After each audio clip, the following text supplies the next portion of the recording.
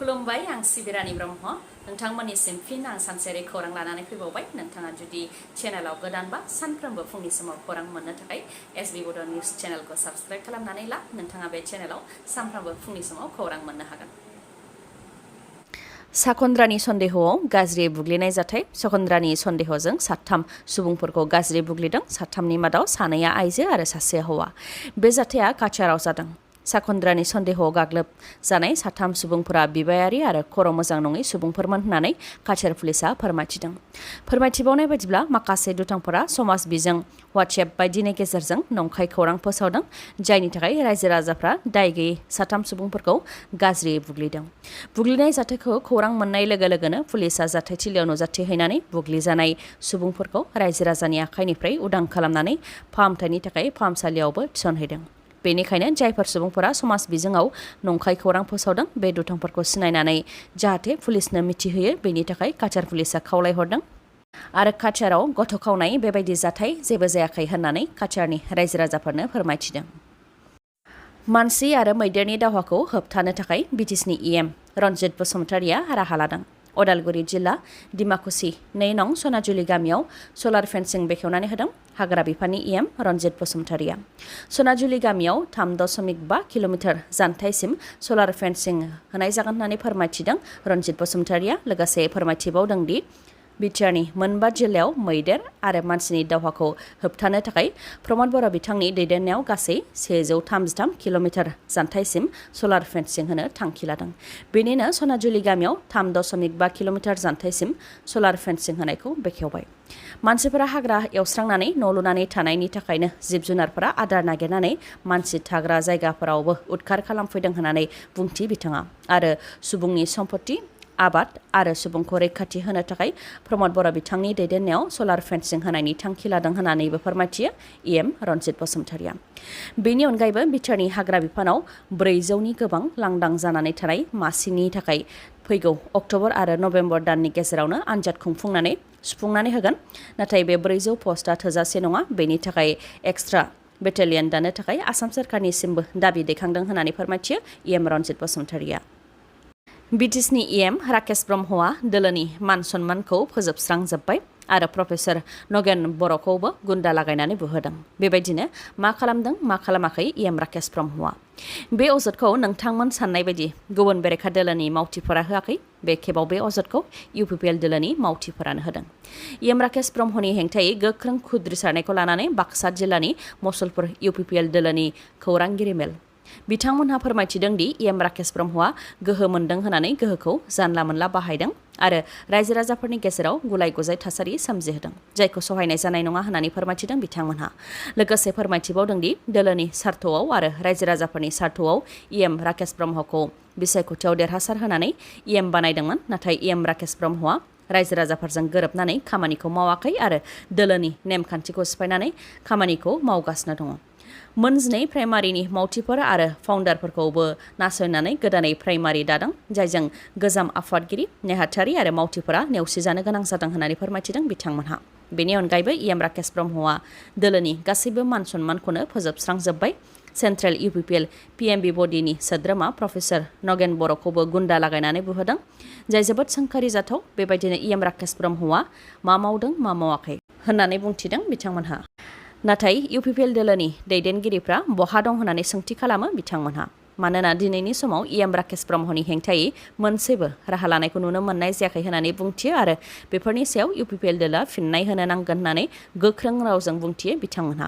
आरो इएम राकेश ब्रह्म बायदि दैदेनगिरिखौ नाङा होननानैबो बुंथियो बिथांमोनहा।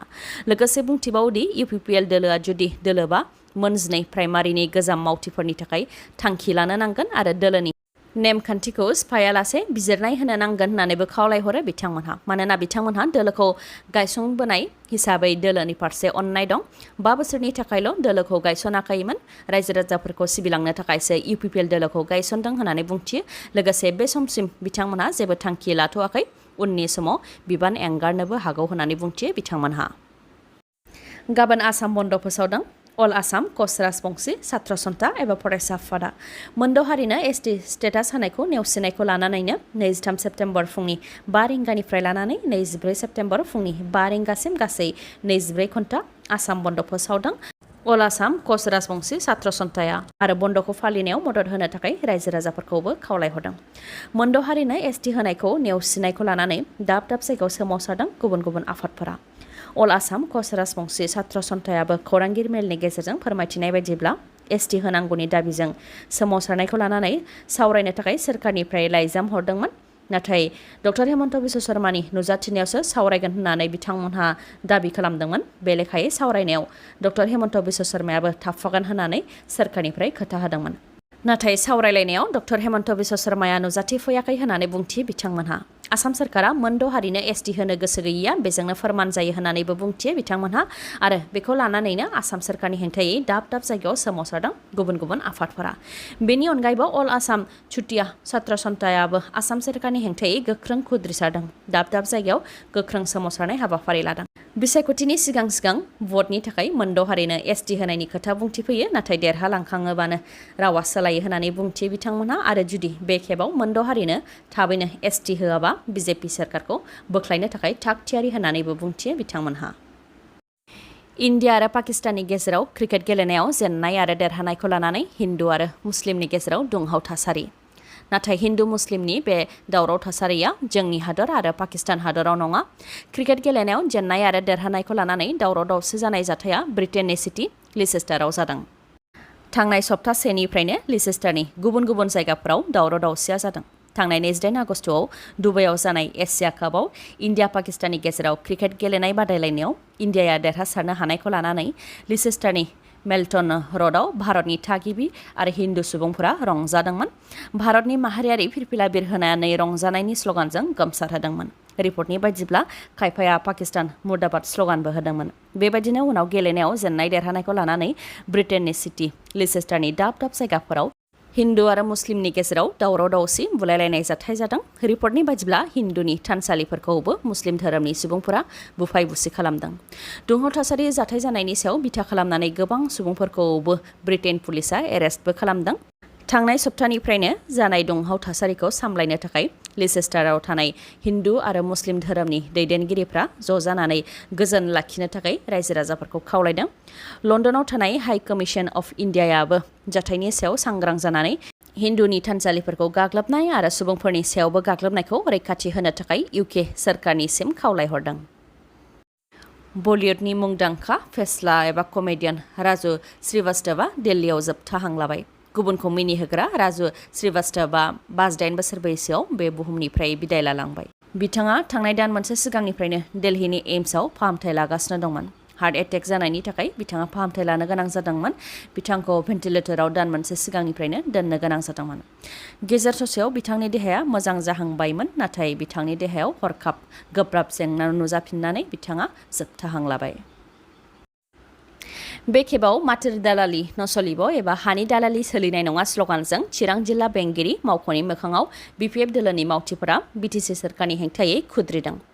जेराव बाहागो लादों पानिराम ब्रह्म, जेम्स बसुमतारी लोगोसे गुबुन गुबुन दोलो आफाद आरो रायजो राजाफोरा। सोरखारि हाखौ गोजोन हान्जा आरो गुबुन सुबुंफोरनो एलटमेन्ट होनायखौ लानानै खुद्रिदों बिथांमोनहा फोरमायथिनाय बायदिब्ला चिरां जिल्ला काजलगावनि डिस्ट्रिक्ट सेन्टार कम्पाउन्डनि सिङाव थानाय सोरखारि हानि थाखाय गोजोन हान्जा आरो गुबुन सुबुंफोरनो एलटमेन्ट होदों। डिसि अफिसनि हाबग्रा मोखाङावनो हानि एलटमेन्ट होदों, जाय दुखुनांथाव होननानै बुंथियो बिथांमोनहा। मानोना गोबां सोमावसारनाय आरो मुंख्लंफोरनि गेजेरजोंसो 2003 मायथाइयाव बिटिसिखौ मोननो हादोंमोन आरो 2004 मायथाइयाव चिरां जिल्लाया दाजादोंमोन। अब्ला बे हायाव थानाय सुबुंफोरखौ खावलायनानै थिनहरफिननाय जादोंमोन आरो बै समनिफ्रायनो बे हाखौ रैखाथियै लाखिबोनाय जादोंमोन, जाहाथे जिल्लानि जौगानायनि थाखाय मावखुलि एबा अफिस कासारि बायदि लुनो हायो। मानोना ओनसोला जौगानोबा गोबां अफिसफोर लुनो गोनां जायो। नाथाय दानि बिटिसि सोरखारा गोजोन हान्जा आरो गुबुन सुबुंफोरनो व्यक्तिगत भाबै हानि एलटमेन्टखौ होदों। नाथाय डिस्ट्रिक्ट सेन्टार कम्पाउन्डनि सिङाव एबा साखाथियाव सोरखारि हायाव सोरनोबा हानि एलटमेन्ट होयोब्ला बेखौ गनायनाय जानाय नङा आरो बिथांमोननो हानि एलटमेन्ट होनायखौ बोखांनानै लाफिनाबा बिपिएफ हान्जाया रायजो राजाफोरखौ लाफानानै सुबुंखान्थियै बिटिसि सोरखारनि हेंथायै गोख्रों सोमावसारगोन होननानै बुंथियो बिथांमोनहा। मानोना बेफोर सोरखारि हायाव बिटिसिआव मोनथाम जिगु बिफान दं हिसाबै गोबां मावखुलिफोर लुनो गोनां दं। बेबायदियाव गाव गावनो न' लुनानै थायोबा माबोरै जौगानाया फैगोन होननानै सोंथि खालामो बिथांमोनहा।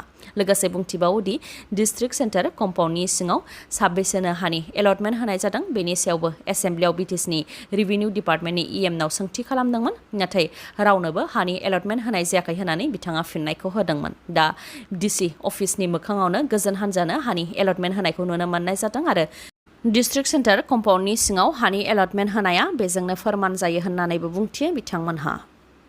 खौरांखौ जोबजासे नायनायनि थाखाय गोजोन्थों। नोंथाङा जुदि खौरांखौ मोजां मोनदोंबा अननानै लाइक, कमेन्ट आरो शेयार खालामनो दाबाव। गोजोन्थों।